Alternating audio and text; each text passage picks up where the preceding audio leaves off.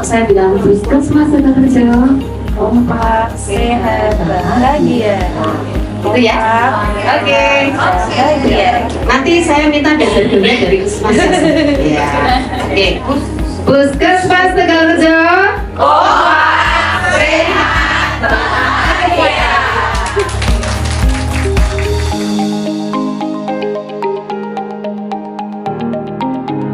Dinas Kesehatan Provinsi Jawa Barat Kecamatan Ciasem Puskesmas Ciasem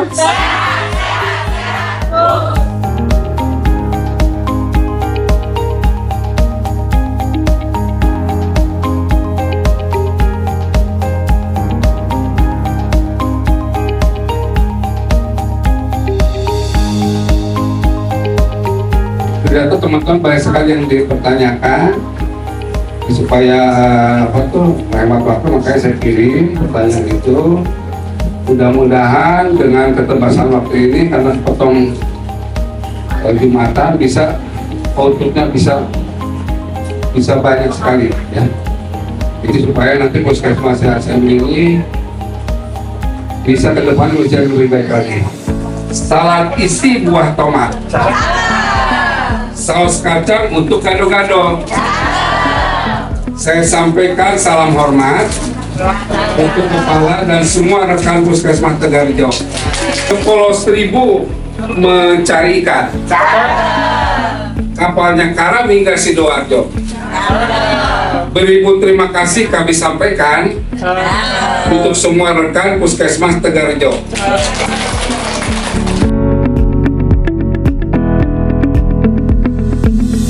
dengan 5M ini alhamdulillah kami setiap kali digelombakan untuk lomba kebersihan puskesmas tingkat kota di Jakarta itu selalu dapat nomor.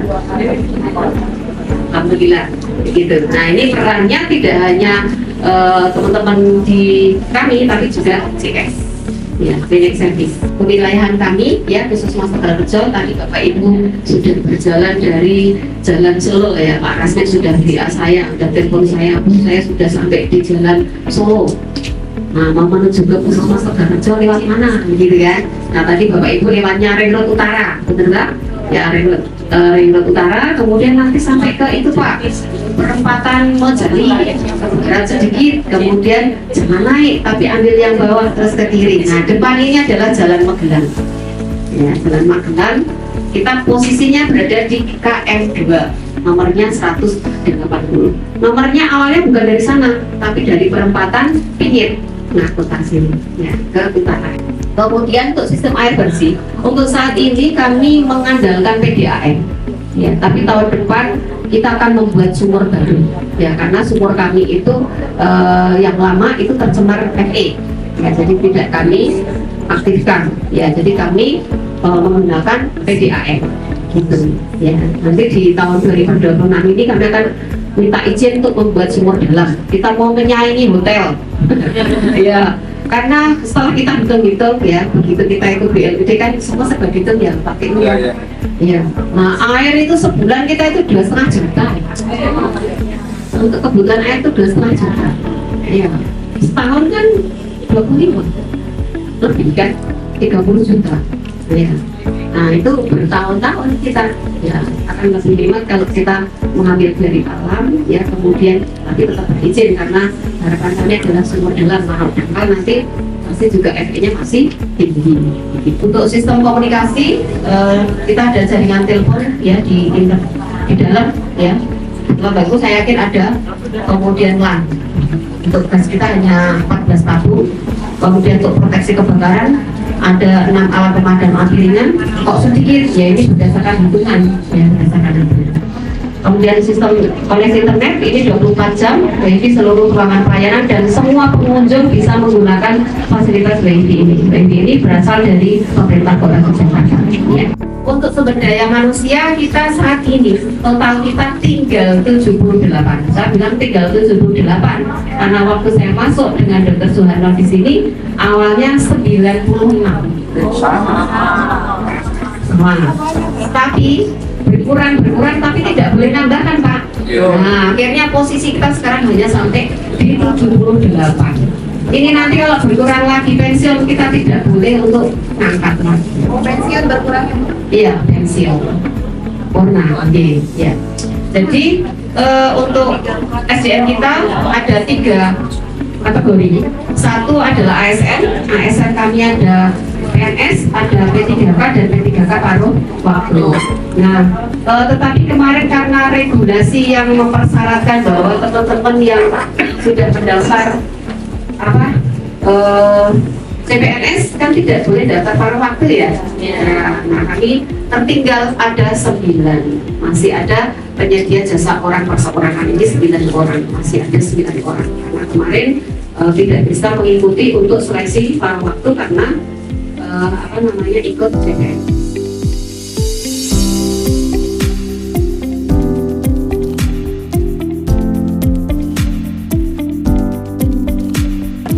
Kemudian sistem kami setelah kita rapat internal, Mbak, jadi dari hasil CKG, kemudian kita tadi dari PD Cluster mengumpulkan pertanyaan, kemudian kita melakukan pertemuan dengan kader-kader yang kita tunjuk untuk nanti menyebarkan linknya.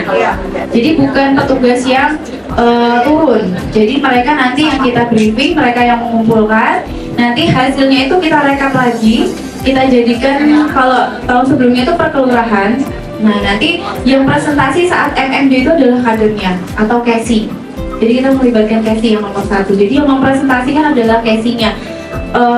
Kasus apa yang ingin mereka highlight untuk mereka jadikan di musrembang.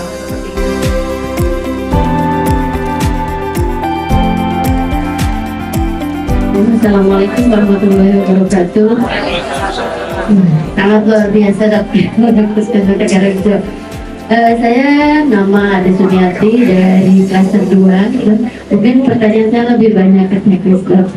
Yang pertama untuk di Poli MTBS, sekarang kan era RME ya dok. Sedangkan kalau di kita itu masih menggunakan format-format itu tidak hilang gitu. Bagaimana pelaksanaan teknis di sini untuk format MTBS, LDWM, register, padahal sebetulnya sudah ada di RME. Bagaimana pelaksanaan di Puskesmas Tegarjo? Saya sampaikan pada waktu dokter memeriksa pasien, kita rujuk ke Poli CKG. Jadi yang klaster 3 atau 2 yang ditanyakan? 3. Nih, jadi kan kalau klaster 3 itu kan usia dewasa. Ya, mereka terutama yang usia anak kuliah, usia produktif itu kan kalau buatan sakit dan mau minta surat izin dia nggak akan ke puskesmas ya. Dan kalau tidak mau minta surat sehat kepentingan pekerjaan dia nggak akan ke puskesmas ya. Nah dari situ pada saat ketemu dokter diarahkan dirujuk internal untuk screening CKG itu tadi yang internal gitu. Makanya mereka sakit gatel kita CKG kan gitu. Mereka cari surat sehat kita arahkan untuk CKG cepat gitu. Kalau pada waktu dia sakit gatel dia nggak mumpung ke puskesmas kemudian Mbak ini mau CKG, ada cepat sama yang hebat, biasanya 2 sekalian. Kalau cepat itu nanti diwawancara kemudian ada cek gula darahnya, tapi kalau mau yang hebat dan itu nanti sekalian dicek gigi gratis loh kan gitu. Tergantung cara kita merayu ya, memberikan bagaimana dia tertarik untuk bisa mengikuti CKG itu.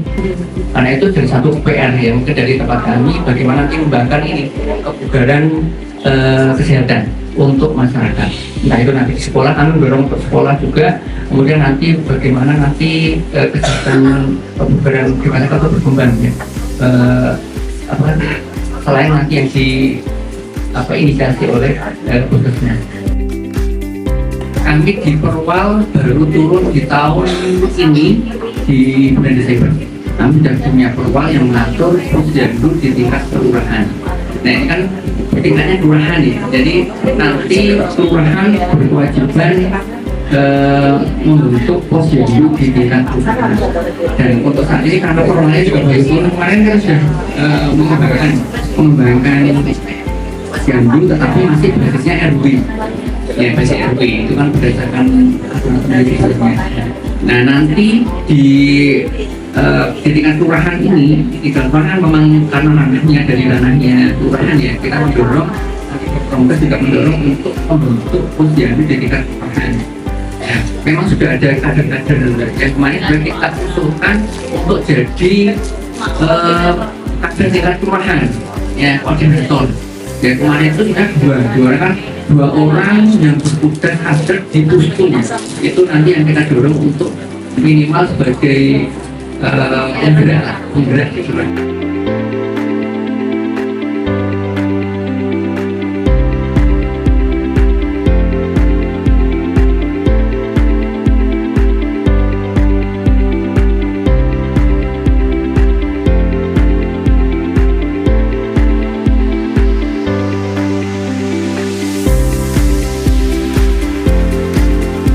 Saya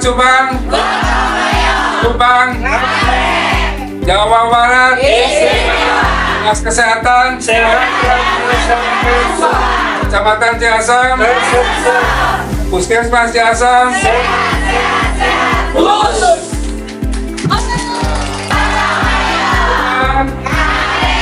Barat, Selatan,